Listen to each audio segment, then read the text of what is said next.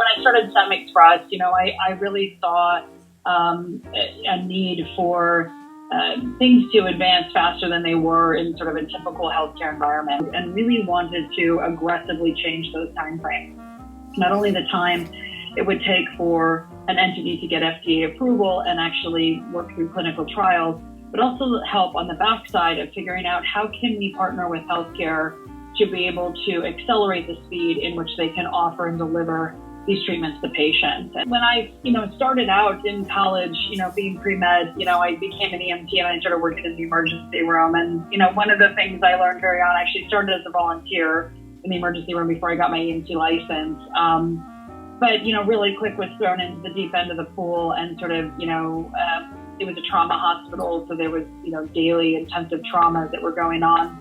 And, I learned in that profession, in that line of work, how to triage situations and to determine, which priority or which patient needed the most attention. So something we talk about regularly at StemExpress is sort of understanding, our space that we support and understanding what each department does that the other department builds upon, and that it's crucial that we're all rowing in that right direction to have us be successful.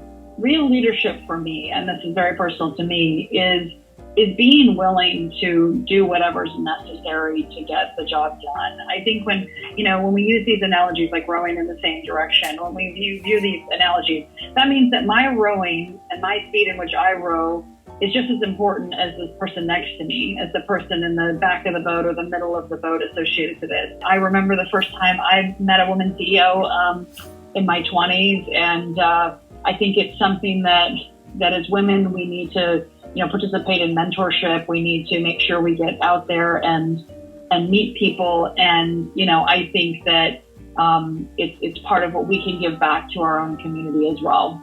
That starts with me. It starts all the way through our whole company, being elbow to elbow with everyone internally to get the objective met. When a building's burning and on fire, there are people in this world that will grab buckets and run towards it. And I have a lot of those. I'm so blessed to have a lot of those team members at StemExpress who viewed this crisis specifically as impacting our community and our families as something that we had to run towards. So yeah, I would like to acknowledge, in this award and really dedicate this award to my staff at StemExpress. They are the ones that executed and stay holidays and weekends and, stand outside in the freezing cold to swab people in the community. They are the ones that make this happen. And so I really want to dedicate this award to them. And without them, this would not be possible.